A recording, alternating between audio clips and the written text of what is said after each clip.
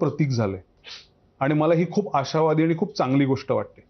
त्यामुळे एका पद्धतीचं धाडस आपण करावं का नाही, इथून 5 वर्षापूर्वी सुरू झालेला प्रवास हा आता त्या धाडसाला लोक सामंजस्याने एक प्रकारचं उत्तर देत आहेत, इथपर्यंत आला आणि माझ्यासाठी खूपच आशादायक गोष्ट आहे.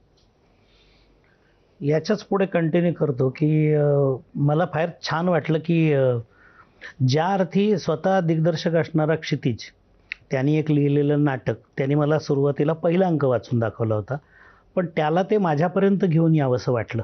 याचाच अर्थ मी आधी काही केलेल्या चांगल्या नाटकांची ती पुण्याई होती, किंवा ज्या पद्धतीच्या सादरीकरणाकडे, दिग्दर्शनाकडे किंवा नाटक या माध्यमाकडे मी जाणीवपूर्वक बघतो आहे. त्यामुळे मला हे नाटक माझ्यापर्यंत आल्याचा खूप आनंद झाला आणि ज्याला आपण म्हणतो ना की समविचारी मित्रासारखं मला क्षितिजविषयी प्रेम वाटलं, स्नेह वाटला. आणि अंक वाचून त्यांनी दाखवलं, माझ्या लक्षात आलं की जसं त्यांनी या धाडसाचं कबुली जबाब, तर मला त्याच्याविषयीच म्हणायचं आहे की अत्यंत माझ्यापर्यंत येताना त्याच्यामधला टप्पा मी सांगतो की तो अंक संपल्यानंतर असं मला म्हणाला की, मी म्हटलं काहीच प्रश्न नाही, उत्तम आहे, तुम्हाला पुढचा अंक कधी वाचून दाखवतोस ते सांग. तर तो म्हणाला, मला सर 6-8 महिने कदाचित जास्त लागेल. म्हटलं का, तुझ्या काही आधीच्या कमिटमेंट आहेत का?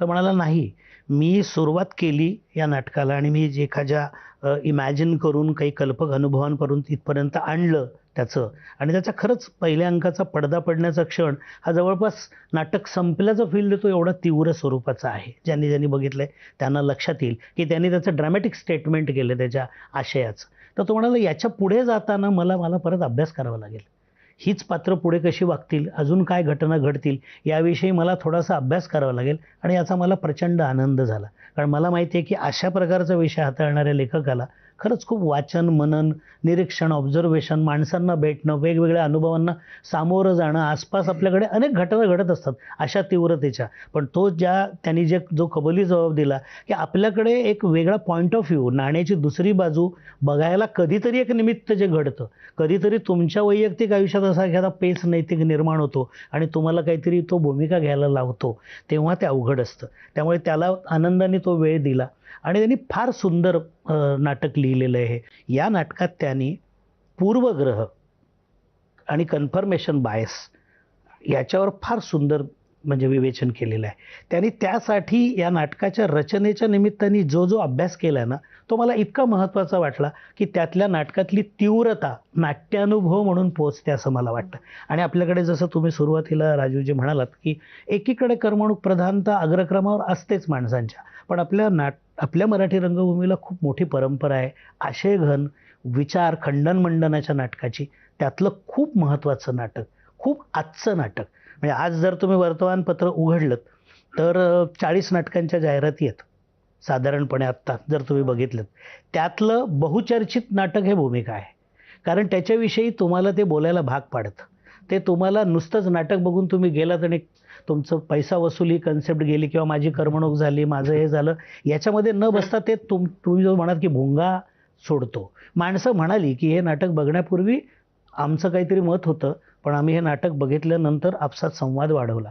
असं आहे की सचिन, 21 वर्षांनी हे नाटक आलं आणि म्हणजे मी तुझं सगळ्या प्रकारचं काम बघितलंय, पण या नाटकातली जी भूमिका आहे ते माझ्या मते ज्यात सर्वश्रेष्ठ म्हणून तुझ्या ज्या भूमिका असतील त्यातली ही भूमिका आहे आणि इतका विलक्षण अनुभव देणारं. पण जेव्हा ते आलं तेव्हा मनामध्ये करावं करू नये असं काही द्वंद्व झालं होतं?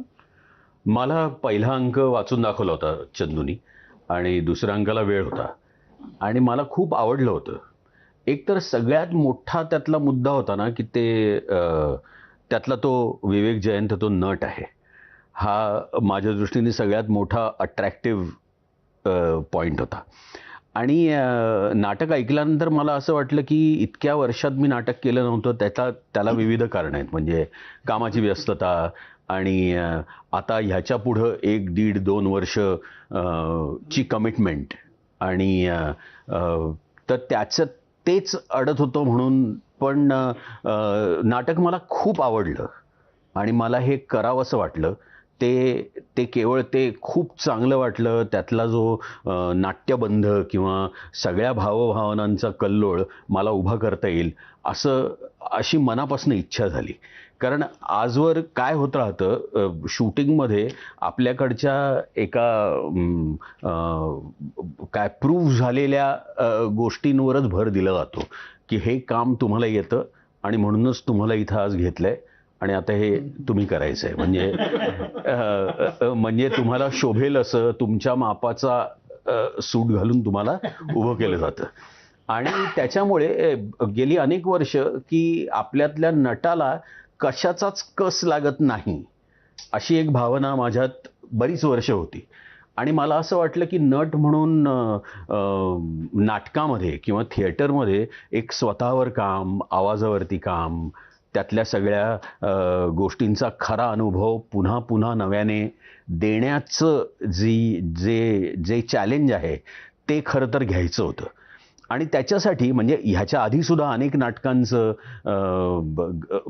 विचारणा झाली हे ते, पण माझ्या मनात असं होतं की नवीन विचारांचं नाटक, आजचं नाटक जर मिळालं तर ते करायला मजा येईल, किंवा नव्याने काहीतरी ही ह्याचीच भूमिका आहे असं काहीतरी काम करावं अशी खूप इच्छा होती. नाही, कारण म्हणजे आपल्याकडं नटसम्राट जेव्हा आलं तेव्हा त्याच्या जाहिरातीमध्ये एका नटाची शोकांतिका असं त्याचं मार्केटिंग त्यावेळेला झालं होतं. पण नंतर त्याबद्दल असं म्हटलं गेलं होतं की ही खरं तर नटाची नाही तर एका म्हाताऱ्याची घरामध्ये मुलांच्या हातामध्ये कारभार गेल्यानंतर सेवानिवृत्त झालेल्या एका वृद्ध गृहस्थाची ती शोकांतिका आहे. या नाटकाबद्दल तसं नाही म्हणतायत की हे नाटक पूर्णपणानं नटाचं नाटक आहे, कारण हा जो अनुभव त्या नटाला येतो तो इतर एरवी कुठल्याही क्षेत्रातल्या व्यक्तीला ते नाही अनुभवता येणार. तर हा जो अनुभव या विवेकला येतो हा वैयक्तिक आयुष्यामध्ये या प्रकारच्या अनुभवांना त्याची जी गोची कोंडी आहे त्याला तू गेला होतास सामोरा? माझ्या इतकं ह्याचं उत्तम उदाहरण कोणी नाही. नाही, त्याचं कारणही सांगतो. मी हे क्षितिजला अगदी एक्झॅक्ट हेच विचारलं होतं की तू असा विचार कर की समजा हा कोणीतरी माणूस डॉक्टर आहे किंवा इंजिनियर आहे, कोणतरी कारखानदार आहे, तर हे जे इतके मुद्दे तुला नाटकात मांडता आले